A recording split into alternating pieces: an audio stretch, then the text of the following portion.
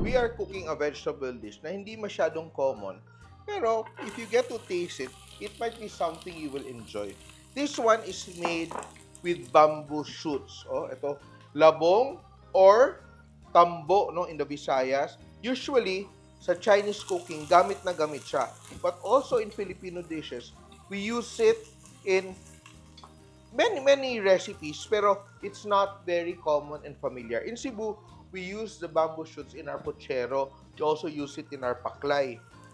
So, ito siya is a very common recipe sa Iloilo. At nakain ko to sa isang karinderya doon, no? Which really interested me kasi napaka-simple, napakasarap using local vegetables. So, ito, naggisa lang ako ng bawang, sibuyas, at luya. No? And now, I will add my tambo, our bamboo shoots, no? So, gigisa ko siya. And ito siya, if you're not very familiar with this ingredient, sometimes meron siyang pungent na medyo babantot na aroma. So, it might take a little bit of getting used to, no? And the texture is a bit fibrous. So, it's very important you cut it across the grain. But around the Philippines, kasi sa Pilipinas, marami kasing tumutubo na bamboo. So, it's something that is easily found, lalo na pag rainy season, no? Yung time na umuusbong talaga yung kawayan, no? And now, I will add our coconut milk gata. I will just like add a little bit more water. At masarap to siya with rice and may partner ka na inihaw. Yan. So we will let that simmer. And it's very nice pag lumalabas na yung aroma ng ating ginger. So maraming terms ito, labong, tambo, dabong, ano pa yung iba, bamboo shoots, no? So sa probinsya nyo, ano yung tawag nyo sa bamboo shoots? Yan. Papakuluin natin to. And titimplahan natin siya ng konting patis. To have a little bit of flavor, you have to let your bamboo shoots cook a little bit, no? Yan, let it cook. Simmer lang natin siya ng konti dyan. Para lumambot siya. Some people would blanch this, no? Ilalaga nila saglit, then pipigaan nila bago nila igigisa yung ating bamboo shoot. So, tatakpan ko yan. Lulutuin ko ng saglit. So, ito, napakuluan na natin ng konti yung ating labong or tinatawag nating tambo or bamboo shoots, no? And masarap din to siya gawing atsara i-pickle. Then, siding natin sa ating mga pinirito or inihaw.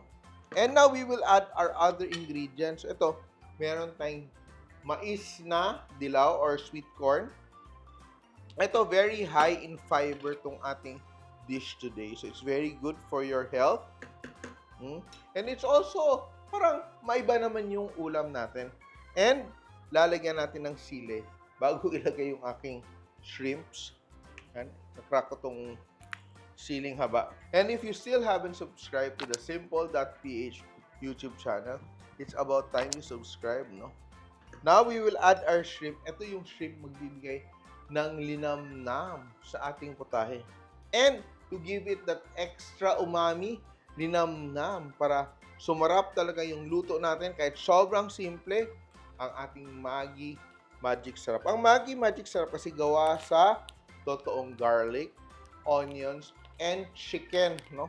So, dehydrated chicken, pinulverize, hinalo dito. So, ito siya is really like parang ginisa mo na kinoncentrate and dehydrated. So, we will add our Maggi Magic Sarap, which is also fortified with iron. Lalo na pag medyo nag-spread na yung lasa ng ating hipon sa ating ulam na gulay. And now, a lot of people don't like this, no?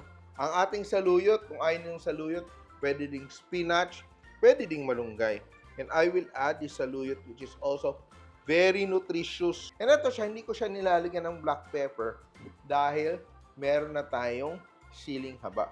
And let that simmer for a little while and all the flavors will come together. Konting luto pa.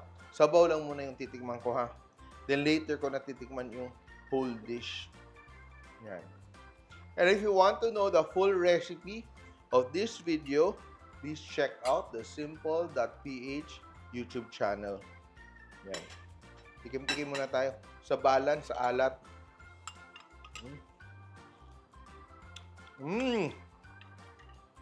It's yummy, ha?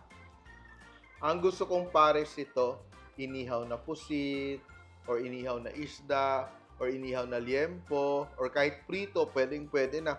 Very simple meal, pero flavorful, rich, lalo na tong gata natin, sinasabaw sa kanin. Perfect. So, dati, nakikita ko sa mga karinderya, lalo sa Visayas, and sabi ni Lando, sa Malabon, may ganito din daw na luto, no? So, it really depends. And these are recipes na hindi bagong invento.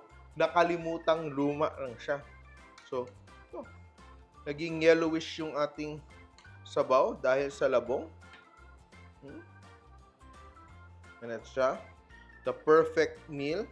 At mag-uuwi ako ng sobra nito para maging ulam namin sa bahay. And here it is. Ang ating ginataan na tambo or tinatawag na ginataang dabong. And I will taste it dahil ang mga taong nalilito sa ubod at sa tambo, no? Ubod is coconut pith, no? Yung heart of palm or heart of coconut. This one is bamboo shoot. Magugustuhan kayo itong recipe na to ng inyong mga kapamilya, mga kasamaan sa bahay. Pero we have to learn to eat healthy eventually in our lives. So, better to start young kaysa tumanda kayong ayaw nyo kumain ng gulay at you have to eat vegetables for your health. It's perfect. Lalo na ngayon pag tag-ulan. Ang sarap niya. Seryoso, masarap siya. No?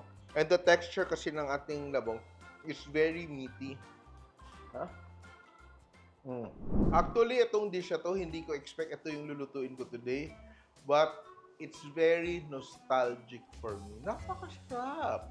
Lalo mga Ilonggo or mga taong malapit sa maraming kawayan, this one may bring back memories to you or versions of a dish of bamboo shoots cooked with coconut or ginisa siya with seafood. Napakasarap niya.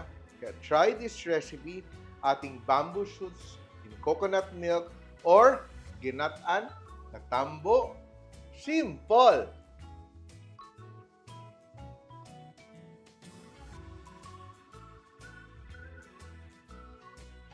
Simple.ph. Living made simple.